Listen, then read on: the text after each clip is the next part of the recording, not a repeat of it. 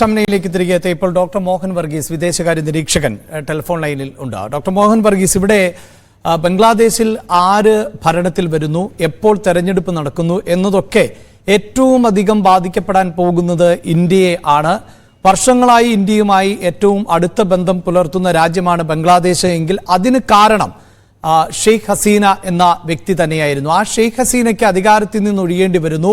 മുഹമ്മദ് യൂനുസ് എന്നത് ബംഗ്ലാദേശിലെ പ്രമുഖനായ വ്യക്തി ആണ് എന്ന് സമ്മതിക്കുമ്പോൾ തന്നെ മുഹമ്മദ് യൂനുസ് ഷെയ്ഖ് ഹസീനയുടെ കണ്ണിലെ കരടായിരുന്നു എന്ന് നമുക്കറിയാം. 2008 യൂനുസിനെ പുറത്താക്കുന്നു.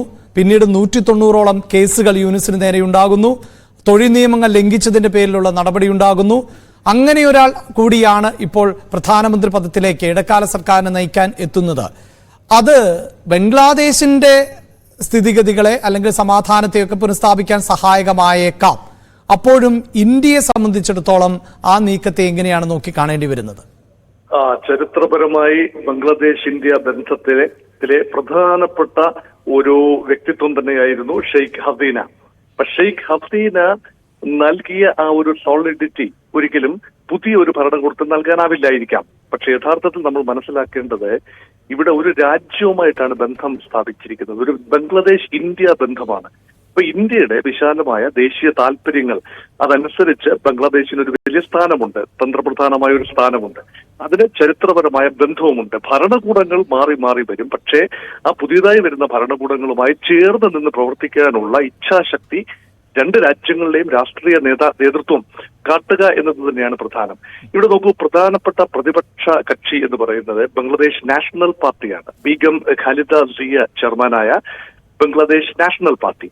ഇപ്പോൾ ബീഗം ഖാലിദ സിയ വളരെ പ്രായമായി അവശതയിൽ ഇരിക്കുകയാണ്.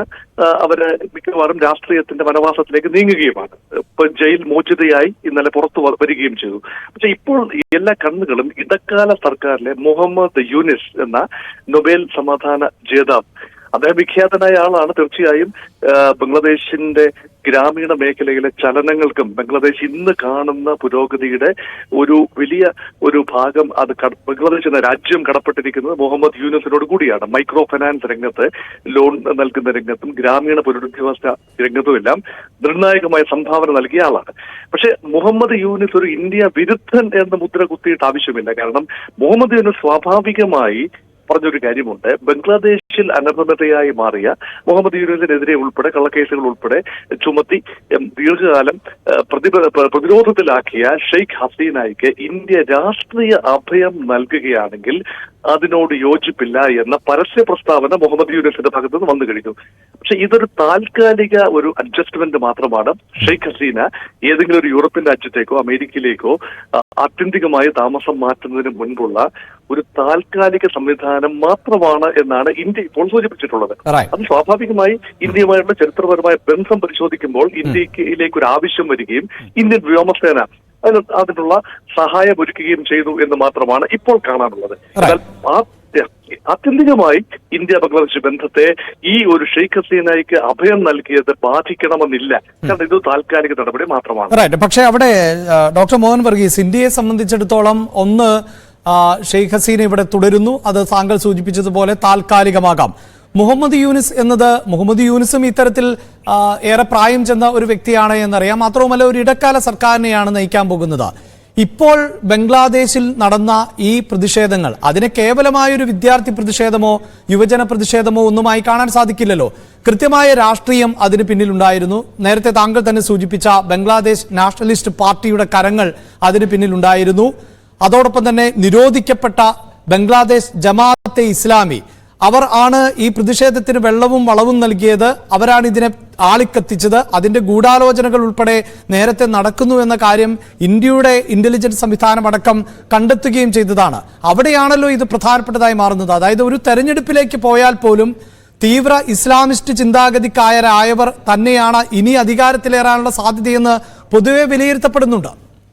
ഇപ്പോൾ നടന്ന ഈ വിപ്ലവം എന്ന് പറയുന്ന അല്ലെങ്കിൽ രണ്ടാം വിമോചന സമരം എന്ന് ബംഗ്ലാദേശിലെ ഇപ്പോഴത്തെ ഭരണകൂടം വിശേഷിപ്പിക്കുന്ന കഴിഞ്ഞ ആഴ്ച നടന്ന പ്രക്ഷോഭങ്ങൾ, ഈ പ്രക്ഷോഭങ്ങൾ കേവലം യാദൃച്ഛികമായി എഴുതി തള്ളാനാവില്ല. തീർച്ചയായും ബംഗ്ലാദേശ് നാഷണലിസ്റ്റ് പാർട്ടിയുടെ അണികൾ ആ പ്രക്ഷോഭത്തിന്റെ മുൻനിരയിൽ തന്നെ ഉണ്ടായിരുന്നു.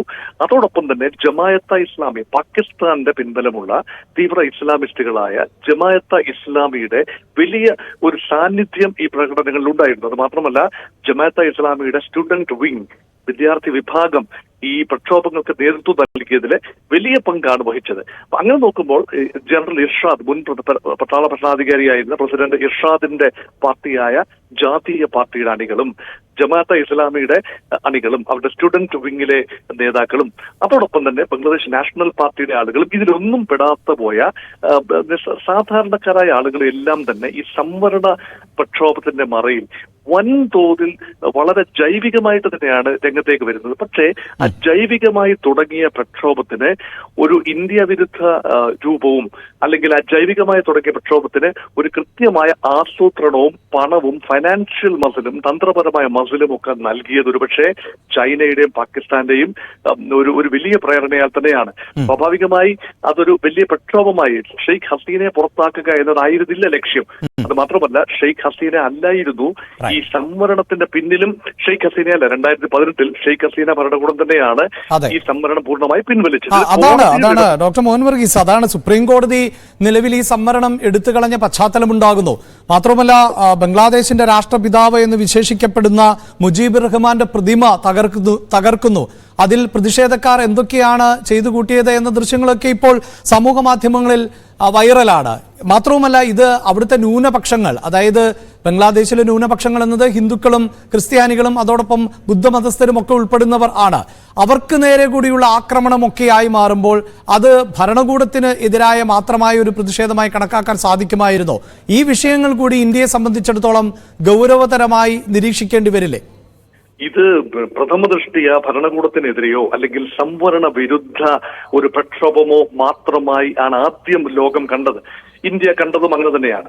പക്ഷെ പിന്നീട് അതൊരു ഭരണവിരുദ്ധ വികാരം എന്നതിനുപരിയായി ഒരു റെജീം ചേഞ്ചിലേക്കും അതുവഴി ബംഗ്ലാദേശിന്റെ വിദേശ നയത്തെ തന്നെ അല്ലെങ്കിൽ മറ്റ് രാജ്യങ്ങളുമായുള്ള ബന്ധത്തെ തന്നെ മാറ്റിമറിക്കാൻ പര്യാപ്തമായ സമൂല പരിവർത്തനത്തിനുള്ള ഒരു വിത്തുപ്പാകലായിരുന്നു ഈ പ്രക്ഷോഭം എന്ന് നമുക്ക് പിന്നീടുള്ള വിലയിരുത്തലുകൾ നമുക്ക് ദൃശ്യമാകുന്നു. അതുകൊണ്ടാണ് ബംഗ്ലാദേശിലെ ന്യൂനപക്ഷങ്ങൾ ബംഗ്ലാദേശിന്റെ വിഭജന സമയത്ത്, ബംഗ്ലാദേശിന്റെ രൂപീകരണ സമയത്ത് 71-ൽ 22% ബംഗ്ലാദേശ് ജനസംഖ്യയിൽ ന്യൂനപക്ഷങ്ങളുടെ, ഹൈന്ദവ, ക്രൈസ്തവ, ഇസ്ലാം ഇതര ന്യൂനപക്ഷങ്ങളുടെ എണ്ണം അത് ഇന്ന് കേവലം 8% കുറയുകയാണ്. അത് വലിയൊരു നമ്പറാണ് എന്ന് പറയാം. 8%, ബംഗ്ലാദേശിന്റെ ജനസംഖ്യയുടെ 8%. ഇപ്പോൾ തന്നെ അത് വലിയ നമ്പർ തന്നെയാണ്.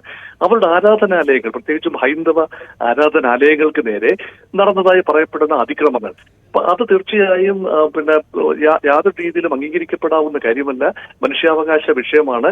അത് ബംഗ്ലാദേശിന്റെ മാത്രം ആഭ്യന്തര വിഷയമായി മാത്രം കരുതാവുന്ന ഒരു കാര്യമല്ല. അത് മാത്രമല്ല, അഭയാർത്ഥികളെ, 1 കോടിയോളം വരുന്ന അഭയാർത്ഥികളെ, പ്രത്യേകിച്ച് റോഹിംഗ്യ അഭയാർത്ഥികളെ, അവർ മുസ്ലിം അഭയാർത്ഥികളാണ്, മ്യാൻമാറിൽ നിന്നും കടന്നു വരുന്ന അഭയാർത്ഥികൾക്ക് അഭയം നൽകിയ രാജ്യം കൂടിയാണ് ബംഗ്ലാദേശ്. അതുകൊണ്ട് ഷെയ്ഖ് ഹസീനയെ നമ്മൾ എത്രയെല്ലാം പഴി പറഞ്ഞാലും കുറ്റം ചാരിയാൽ തന്നെ ബംഗ്ലാദേശിന്റെ സമ്പദ് വ്യവസ്ഥയെ പിടിച്ചു നിർത്തിയ ഒരു ധീരവനിത എന്ന നിലയിലും അതുപോലെ റെഫ്യൂജി പ്രശ്നം ഫലപ്രദമായി കൈകാര്യം ചെയ്ത നില എന്നുള്ള നിലയിലും ബംഗ്ലാദേശിന് ഈ സൗത്ത് ഏഷ്യയിൽ ഒരു അസ്തിത്വം, മേൽവിലാസം ഉണ്ടാക്കി കൊടുത്തു ഒരു ആളെന്ന നിലയിലും ഷെയ്ഖ് ഹസീന നൽകിയ ഒരു സോളിഡിറ്റി, ഒരു ബലം, ആ ബലം ഇന്ന് നഷ്ടപ്പെട്ടിരിക്കുന്നു. പുതിയ ഭരണകൂടം പുതിയ നയങ്ങളുമായി മുന്നോട്ട് പോകുമ്പോൾ രാഷ്ട്രാന്തര ബന്ധങ്ങൾ ഉൾപ്പെടെ, ഭാരതവുമായ ബന്ധം ഉൾപ്പെടെ, ചൈനയും പാകിസ്ഥാനുമായ ബന്ധം ഉൾപ്പെടെ പുനഃക്രമീകരിക്കേണ്ട ഒരു അവസ്ഥയിലാണ്. ഇവിടെയാണ് പുതിയ ഭരണകൂടത്തിലെ പുതിയ നേതാക്കളുമായി, താൽക്കാലിക ഭരണകൂടത്തിന്റെ നേതൃത്വത്തിൽ വരുന്ന ആളുകളുമായും ആത്യന്തികമായി തെരഞ്ഞെടുപ്പിന് ശേഷം രംഗത്ത് വരുന്ന ഫുൾ ലീഡർഷിപ്പുമായും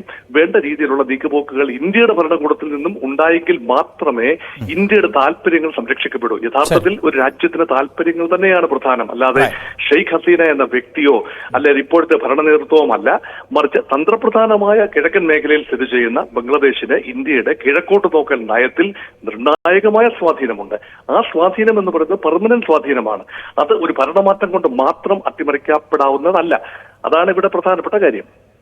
വളരെയധികം നന്ദി ഡോക്ടർ മോഹൻ വർഗീസ് ഞങ്ങളോട് പ്രതികരിച്ചതിന്. വീണ്ടും